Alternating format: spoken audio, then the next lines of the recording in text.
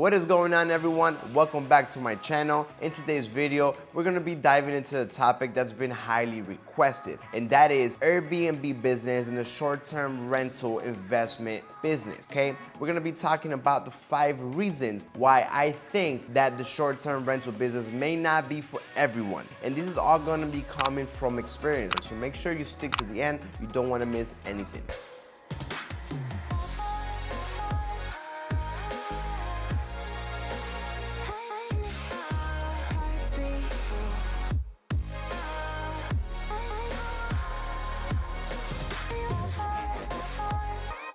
What is going on, everyone? Welcome back to another video. For those of you that don't know me, my name is Hans Weisfeld, local real estate agent here in Miami since 2016. I've been a real estate agent and now currently a real estate investor, specifically in the multifamily and the short-term rental world. Really wanted to share this experience because I get a lot of people that reach out with the enthusiasm or with the idea that the short-term rental is gonna be easy, it's gonna be the best, it's gonna be, just quite an amazing venture. But while it can be, at the same time, it is a lot of work and there's a lot of other things that you should know. That's exactly what we're gonna get into in this video. So let's not waste any more time. Let's get started with the first reason why I think the Airbnb and the short-term rental business may not be for you. The first reason is gonna be all the legal issues and all the regulations that come along with the short-term rental business, especially here in South Florida. As you may already know from watching my videos, that over 90% of condos and buildings don't allow short terms. They don't allow daily rentals or even weekly rentals. So when it comes down to the accessibility or the opportunities that do allow short-term rentals, you're already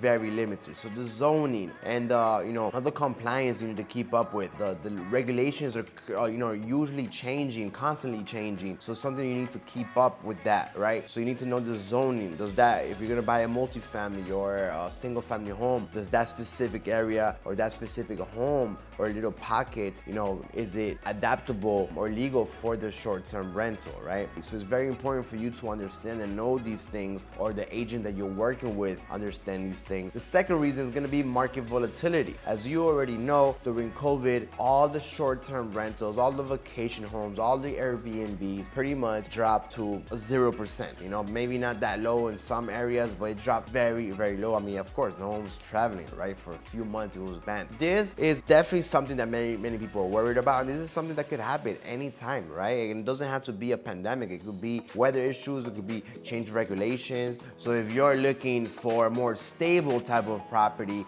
or a more stable type of income, then again, the short-term rental may not be for you. The third reason, I think this is one of the reasons why I think it's probably the toughest to run the short-term and the Airbnb business, especially someone that already has a full-time job like myself. I have my regular clients, my real estate career. My Airbnb business is a total different kind of a venture that I've taken, and I now have that, pretty automated with the whole team that I've built. But most people are not gonna get that way so quick like I have, because I was able to bring everything that I was already doing with my real estate business, into the short term in my Airbnb properties and all of that. But again, it's not that easy, right? One of the main reasons, again, is going to be the maintenance, the time involved. It's not as easy as you think. It's not as easy as just taking pictures and listing it online and forgetting about it. That is probably the easiest thing in the beginning.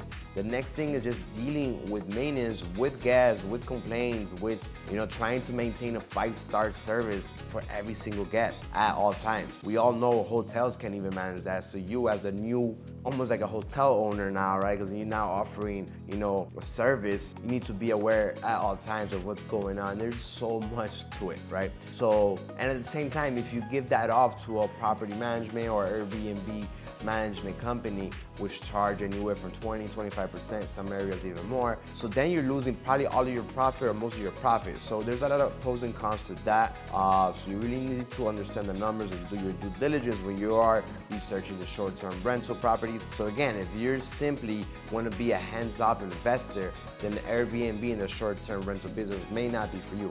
The fourth reason is going to be the initial cost. So you already, I'm sure, have been researching properties. You kind of already seen values of properties, which of course, when it comes to the short-term rental and the Airbnb properties, they're usually going to be a little bit more expensive than your not, turnkey or your not short-term rental condos, let's just say, right?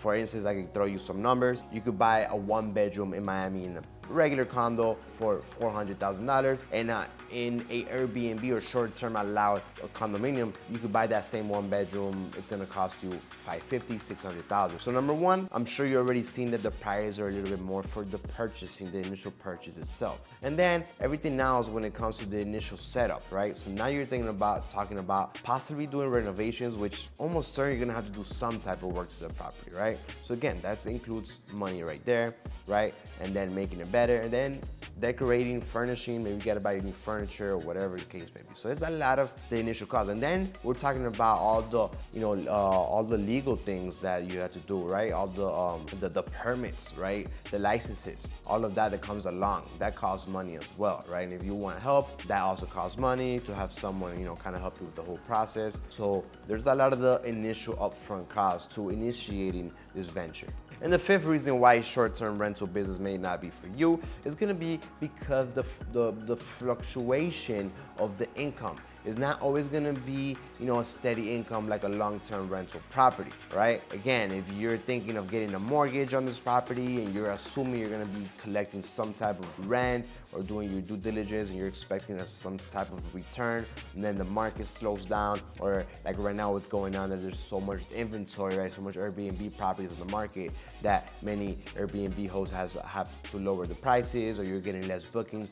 So you need to really be careful there, right? Because that means you may be at risk, right? Or being negative every month, or losing the property, losing your investment. You need to really, really be careful. You need to buy these properties knowing, hey, this is the worst case scenario. This is what I can do with, exit strategies, as we investors like to call it. Okay, if this doesn't work, I can go this route. That's one of the reasons I love to buy single families and multi-families, because hey, in an Airbnb condo, probably only gonna get Airbnb and short-term rental vacation people. In a single family home, you could quickly switch that around and get a family in there for a long term, and a multi-family the same thing, right? So you just really need to be careful. Maybe what I see the most is like, if you're a cash buyer, amazing, or if you're a buyer, you're not having the most expectations out of this property, then it's fine. But if you're, you need a certain amount to meet every month in order to pay all your mortgage and everything, then again, it may be a little bit more due diligence to do. So there you have it, guys, the 5 reasons why short-term rental business may not be for you. Now, if you're still thinking that, hey, Hans, I know these things, no problem, easy, I've already thought about them, I still want to do this, and you want to invest in the South Florida market, please feel free to reach out to my team and I. We'll love to help you. We can sit down and do a Zoom call. You can reach out via Instagram, WhatsApp, email, text. I'll be happy to chat with you for a few minutes and see which is the best options for you. Thank you so much for watching. Don't forget to subscribe to the channel. Every single week we come out with videos like this talking about investing in Miami and South Florida. Thank you so much, and I see you in the next one.